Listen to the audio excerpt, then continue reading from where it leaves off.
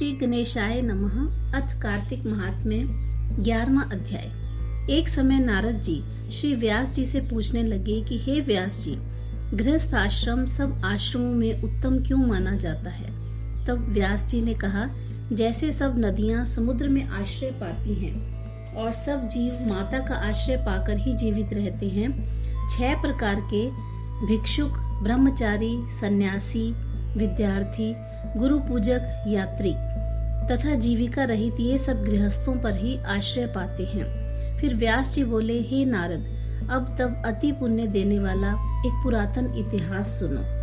उत्तानपाद राजा का पुत्र उत्तम था, जो बड़ा बलवान और मदिरा पीने वाला था। उसने बहुला नामक वाली स्त्री के साथ विवाह किया और राजा रानी दोनों ही अति प्रेम के साथ रहने लगे। एक समय राजा ने वैश्य का नृत्य देखते हुए मदिरा पान किया और रानी को भी मदिरा पान करने के लिए कहा, परंतु रानी ने उसका कहना नहीं माना। इस पर राजा क्रोधित हो गया, अपने अनुचरों को आज्ञा दी कि वह रानी को किसी निर्जन वन में छोड़ आए। तत्पश्चात राजा रानी के वियोग में दुखी तो हुआ, परंतु उसने दूसरा विवाह नहीं किया।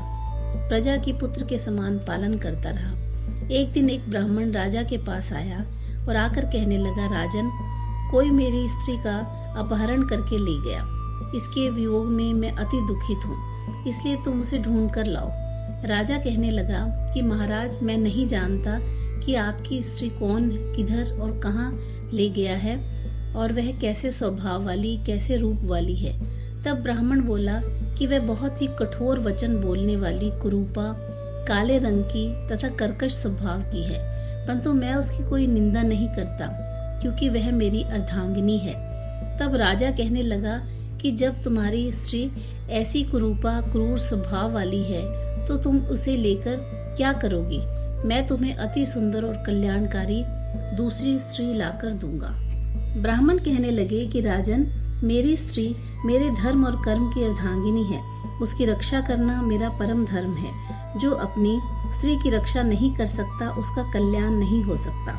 ब्राह्मण के ऐसे वचन सुन राजा अपने शस्त्र लेकर रथ पर सवार हुआ और चारों ओर घूम फिरकर उस स्त्री को खोजने लगा। कुछ दूर जाकर उसने एक आश्रम देखा, जहाँ पर एक महान तेजस्वी ऋषि कुशा के आसन पर विराजमान थे। राजा को देखकर भी उस ऋषि ने राजा का कोई आदर सत्कार नहीं किया और बोला, मैं जानता हूँ तुम राजा उत्तानपाद के पुत्र हो, मगर तुम यहाँ किस कारण से आए हो? राजा कहने लगे, हे मुने, ब्राह्मण के घर से कोई उसकी स्त्री को हर कर ले गया है।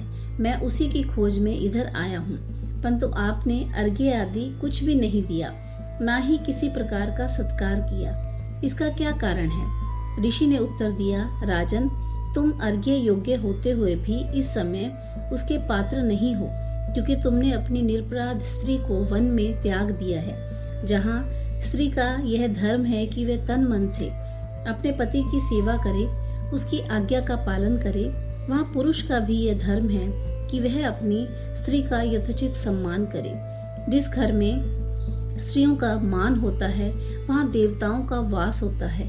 जहाँ स्त्रियों का अनादर होता है, वहाँ कभी भी सुख शांति नहीं रहती। इतना सुन राजा लज्जा युक्त होकर पूछने लगा कि भगवान, आप भूत, भविष्य और वर्तमान तीनों काल के जानने वाले हो, इसलिए कृपा करके बताइए कि ब्राह्मण की स्त्री को कौन और कहाँ हर कर ले गया है। ऋषि कहने लगे, राजन, अदिति का पुत्र ब्लाक नामक राक्षस उस ब्राह्मणी को वन में हर कर ले गया है। सो जाओ और उसको ढूंढकर ब्राह्मण का संयोग कराओ। राजा ने मुनि को प्रणाम किया और मार्ग में जाकर उसी वन में पहुंच गए। वहां जाकर देखा कि जैसा ब्राह्मण ने बताया था, वैसा ही उसका रंग रूप देखकर राजा ने उसे पहचान लिया और कहा, हे कल्याणी, तुम कौन हो और इस वन में कैसे आई? ब्राह्मणी बोली, मैं अतिरात्र ब्राह्मण की पुत्री और विलास पुत्र की स्त्री हूँ। मैं अपने घर में अकेली सो रही थी कि बलाक नामक राक्षस मुझे वहां से हर कर ले आया। यहाँ लाने के बाद उसने मुझे किसी प्रकार का कोई कष्ट नहीं दिया, ना ही मेरा अस्तित्व नष्ट करने की चेष्टा की, पर इतना होने पर भी मैं अत्यंत दुखी हूँ। राजा ने कहा, हे ब्रह्माणी, वह राक्षस कहाँ गया है?